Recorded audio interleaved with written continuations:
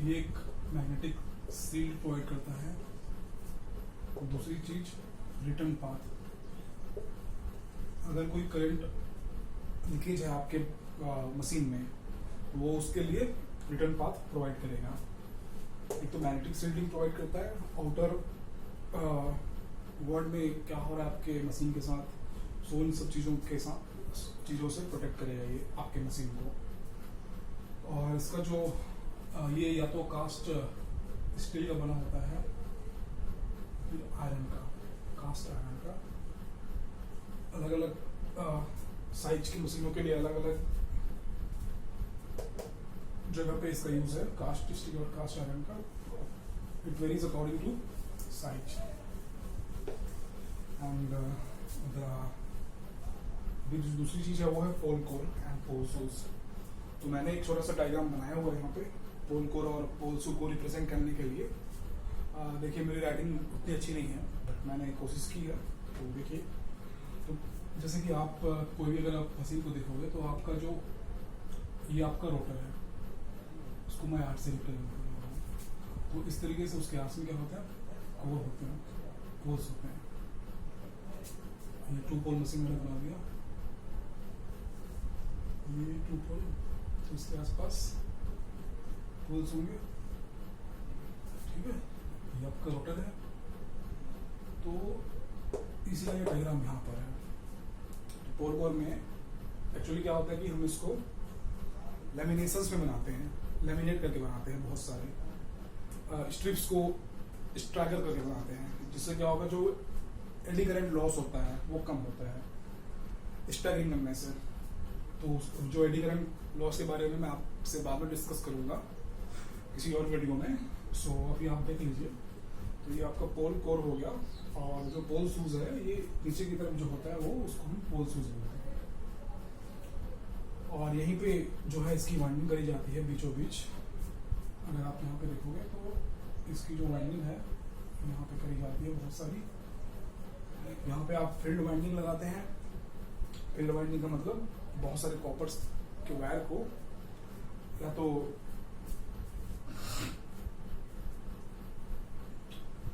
बहुत सारे कॉपर के वायर को आप यहाँ पे वाइंडिंग करते हैं। ठीक है, तो ये हो गया आपका पोल कोर एंड पोल शू। ये वाइंडिंग, पोल शू, पोल कोर। और नेक्स्ट है आपका कम्यूटेटर। अब बात आती है कि अगर आप प्रिंसिपल्स को देखते हैं इलेक्ट्रिकल में, अगर आप नियमों को अगर आप पढ़ते हैं तो आपको पता चलेगा कि जो करंट जो है वो बस अगर कोई डायनामिक ऑब्जेक्ट है और उसमें अगर आप करंट डेवलप कर रहे हैं, करंट प्रोड्यूस कर रहे हैं, तो वो हमेशा एसी में होगा। लेकिन अगर आप बात करेंगे सोलर पैनल्स की, तो वहां पे कोई डायनेमिक पार्ट नहीं होता है। सो इसलिए वहां पे जो करंट्स होते हैं वो डीसी में होते हैं। लेकिन अगर कोई डायनेमिक चीजें अगर वहां से अगर आप करंट डेवलप जनरेट कर रहे हैं, तो that will always be in AC. So ये जो मशीन है वो डीसी मशीन है। तो ऑब्वियस सी बात है, इसमें जो इनपुट या फिर आउटपुट जो होगा वो हमेशा डीसी होगा, इसलिए हम इसको डीसी मशीन बोल रहे हैं। तो जो कम्यूटेटर सेगमेंट जो होता है उसका काम यही होता है कि ये जो है आपके एसी को डीसी में या फिर डीसी को एसी में कन्वर्ट करेगा। हाँ, यहाँ पर क्या होता है कि आपके रोटर में आर्मेचर लगा होता है, और आर्मेचर हमेशा एसी में काम करता है, मतलब वहां पे हमेशा एसी रहेगा किसी भी हालत में। तो इसलिए कम्यूटेटर के थ्रू या तो आप उसको डीसी से एसी में कन्वर्ट करोगे, किस केस में, मोटर के केस में। और अगर आपका जनरेटर है तो उस केस में आप एसी से डीसी में कन्वर्ट करते हो। नेक्स्ट है ब्रूसेस।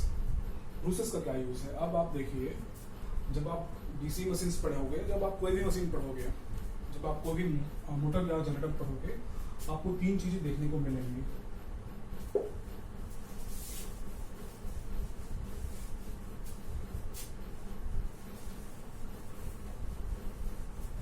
आपको 3 चीजें देखने को मिलेंगी। एक होता है स्लिप रिंग,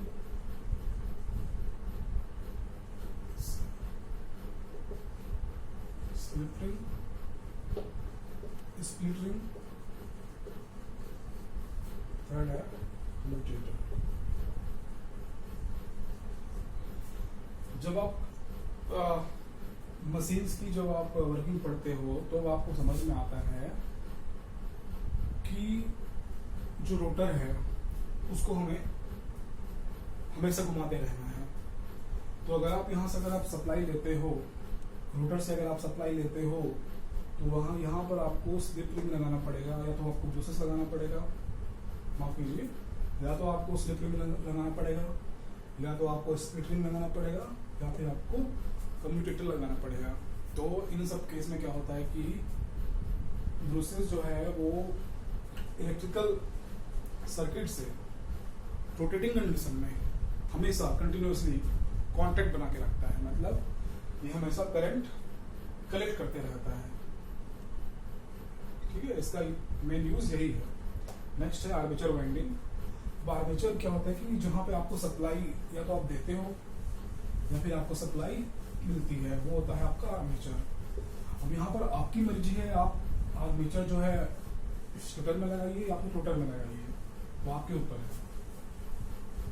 और किस कंडीशन में, या तो आप आर्मेचर में लगाएंगे, सॉरी, या तो आप आर्मेचर को रोटर में लगाओगे या फिर स्टेटर में लगाओगे, तो इसके भी अलग अलग एडवांटेज हैं। सो उसको भी हम बाद में डिस्कस करेंगे किसी टॉपिक में। तो जिसमें आप सप्लाई देते हो या फिर लेते हो सप्लाई आप, वो होता है आपका आर्मेचर।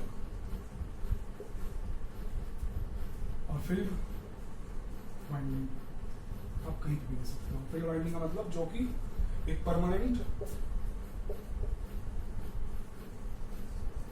फील्ड प्रोवाइड करता है।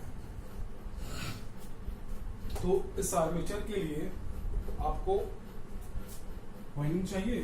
इस आर्मेचर के लिए आपको क्या चाहिए? वाइंडिंग चाहिए। और वाइंडिंग इसमें भी दो टाइप की होती है, एक होता है लैप वाइंडिंग और दूसरा होता है वेव वाइंडिंग। एक होता है लैप वाइंडिंग, एक होता है वेव वाइंडिंग।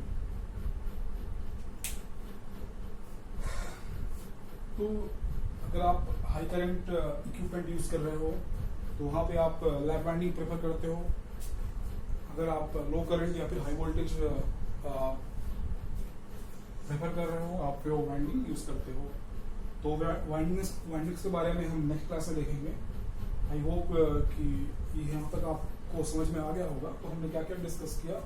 पहले तो हमने योक के बारे में डिस्कस किया, जो कि एक आउटर लेयर होता है, आउटर सरफेस होता है किसी भी मशीन को प्रोटेक्ट करने के लिए, मैकेनिकल स्ट्रेंथ देने के लिए, और साथ साथ एक रिटर्न पाथ प्रोवाइड करने के लिए। दूसरी चीज हमने देखी थी पोल कोर एंड पोल शूज। तो आपने समझा होगा कि पोल कोर पोल शूज के बारे में मैंने आपको बताया कि किस तरीके से फील्ड वाइंडिंग को वहां पर रखा जाता है।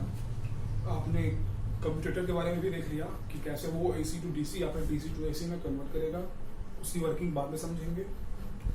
और आई थिंक वाइंडिंग के बारे में भी हमने थोड़ी बहुत बात करी है। आई थिंक कि सारे जो मतलब जो मेन पार्ट जो है कंस्ट्रक्शन के लिए DC मशीन्स के, वो हमने अभी डिस्कस किए हैं। सो आगे जो है हम नेक्स्ट क्लास में, नेक्स्ट वीडियो में इसकी वर्किंग पे जाएंगे, किस तरीके से आपका DC मशीन जो है वो वर्क करता है, कैसे DC जनरेटर